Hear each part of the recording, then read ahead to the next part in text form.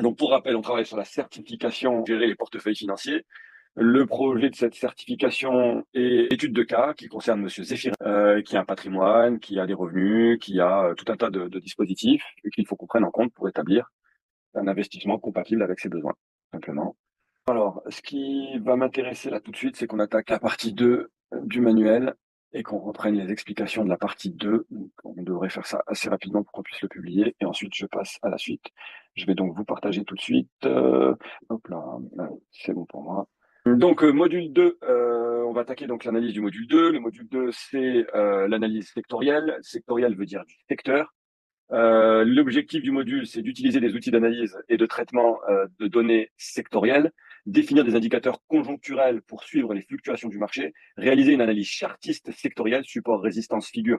On avait vu qu'il y avait aussi les moyennes mobiles, établir un lien entre l'analyse sectorielle et l'analyse macroéconomique qu'on aura déjà étudié dans le module 1.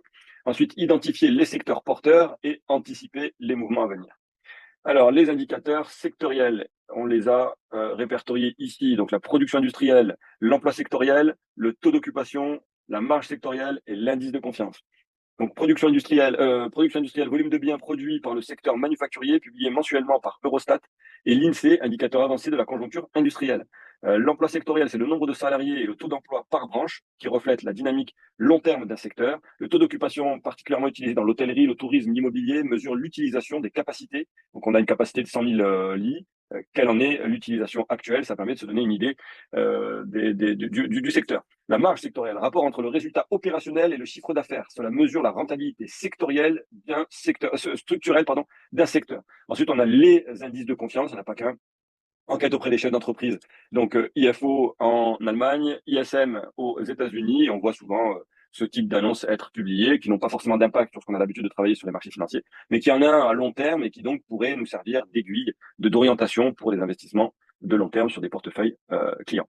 Analyse chartiste sectorielle. Donc, cette fois, on va faire une analyse chartiste ou une analyse technique, c'est le même terme, qui consiste à étudier l'évolution graphique des indices sectoriels pour identifier les tendances des niveaux clés et des signaux d'achat ou de vente. On va utiliser les supports et les résistances. Donc, un support est un niveau de prix sur lequel un actif a tendance à rebondir à la hausse. Une résistance, quant à elle, est un niveau de prix que le prix a du mal à dépasser, cette fois à la hausse. Support horizontal, niveau de prix testé à plusieurs reprises sans être cassé à la baisse. Résistance horizontale, niveau de prix au-dessus duquel le prix ne parvient pas à s'installer. Et cassure, ça c'est le franchissement d'un support de résistance qui va confirmer le retournement et on va utiliser les volumes pour s'en assurer. Règle d'inversion, un support cassé devient résistance et vice-versa. C'est une règle fondamentale de l'analyse technique que vous connaissez déjà. Les moyennes mobiles, plus communément appelées MM, et la moyenne mobile des cours sur une période donnée, recalculée à chaque nouvelle clôture, elle permet de lisser les fluctuations et de visualiser la tendance. On a dit qu'on avait la MM20 sur 20 jours, la MM50 sur 50 jours, la MM200 sur 200 jours. Évidemment, on avait dit aussi qu'on allait faire l'analyse plutôt sur de la tendance hebdomadaire mensuelle. Au regard de ces éléments, on pourra intégrer effectivement le journalier qui devrait être plus pertinent sur l'analyse des 200 jours. Et qui là donnera une tendance de long terme, pardon, avec une ligne de partage entre le marché haussier et baissier. Ok. Les figures chartistes, on les connaît déjà, épaule tête épaule, double sommet, triangle ascendant, drapeau haussier, biseau descendant. Ça c'est certaines figures. Évidemment, il y a les mêmes dans le sens inverse. Triangle ascendant existe en triangle descendant, double sommet existe en double creux, épaule tête épaule existe en épaule tête épaule inversée, biseau descendant existe évidemment en biseau ascendant. Et drapeau haussier existe aussi en drapeau baissier. Je vous laisserai prendre connaissance des éléments là-dedans. Je peux te couper une seconde, Wissam? Bien sûr, Mathéo. J'ai une question du coup qui peut paraître un peu débile, mais je voulais savoir pour la gestion de patrimoine, du coup on parle que d'achat, on fait pas de short, on va pas shorter une valeur qui est sûre de Alors, s'effondrer, quoi. si, on Ah, abordera cette thématique lorsqu'on abordera la gestion du portefeuille à proprement parler, puisque au même titre qu'il y a des risques, différents types de risques sur le marché, il y a aussi différents types de gestion sur les marchés. Dans les types de gestion passive, évidemment, on n'abordera pas vraiment la vente à découvert, mais dans les gestions actives, on aura effectivement cette notion de marchés baissiers qui auront vocation à se retourner et inversement, les marchés haussiers qui auront tendance à baisser. Donc, je pense qu'on abordera cette thématique au regard de l'évolution des manuels et du cours. Donc, gardez-le quand même à l'esprit. Le but étant évidemment de ne pas être vendeur et avec un portefeuille vendeur, mais on pourra effectivement avoir des valeurs plutôt baissières et des valeurs plutôt haussières sur le même portefeuille en utilisant, par exemple, la gestion. J'ai oublié le terme, donc j'y reviendrai peut-être plus tard. Okay. Oui, alors en fait, le type de gestion active, c'est un type de gestion générique. Une fois qu'on a déterminé que la gestion était active, il y a au sein de ce type de gestion encore d'autres gestions. Et donc, c'est la gestion top and down, si je dis pas de bêtises, avec une valeur qui est haussière, une autre qui est baissière, et c'est la divergence de ces valeurs qui va permettre de valider le signal. Ok, ça roule. Mais tout ça, évidemment, on y reviendra.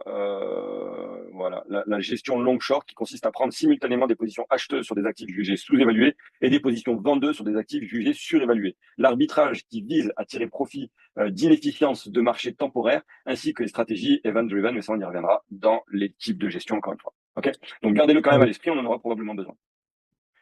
Les liens avec la macroéconomie, donc les secteurs ne réagissent pas de la même manière selon la phase du cycle économique. Si effectivement on est sur un cycle économique de reprise, l'analyse qu'on aura faite baissière n'aura pas forcément, ou en tout cas de stagnation ou d'incertitude, sera peut-être revue sous peu, puisque éventuellement, vu qu'on est dans une phase de reprise, peut-être que cet actif-là doit amorcer sa reprise et qu'il met un peu plus de temps que d'autres.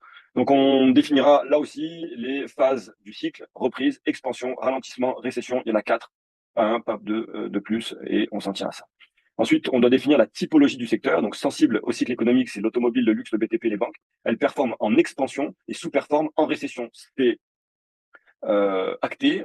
On ne doit pas interpréter ces données, il faut juste les appliquer. Contrairement à ce qu'on a l'habitude de faire quand on est sur du marché d'analyse graphique, là, on interprète le marché et on intervient en conséquence. Ici, c'est différent. On applique strictement les règles et elles permettent, toutes cumulées, d'identifier une structure de marché. Et là, on est donc sur des cycles, des secteurs cycliques. Et ils sont propres à cette génération de valeur.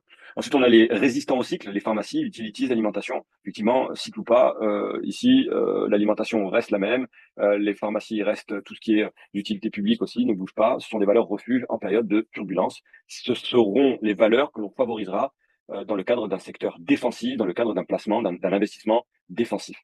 Et porté par des méga tendances indépendantes du cycle, l'intelligence artificielle, la transition énergétique, le vieillissement démographique. Là, on est sur du secteur de croissance dit structurelle, puisqu'en réalité, ici, ce qui s'impose à nous, c'est le sens du marché.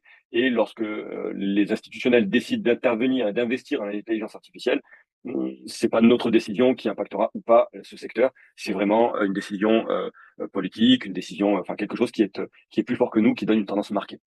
Ensuite, au niveau des exercices pratiques, on avait vu qu'il fallait donc déterminer la rotation sectorielle. Donc ici, on vous demande par exemple dans l'économie européenne sort d'une récession et entre dans une phase de reprise. Les taux directeurs de la BCE viennent d'être abaissés d'un quart de point, donc 0,25.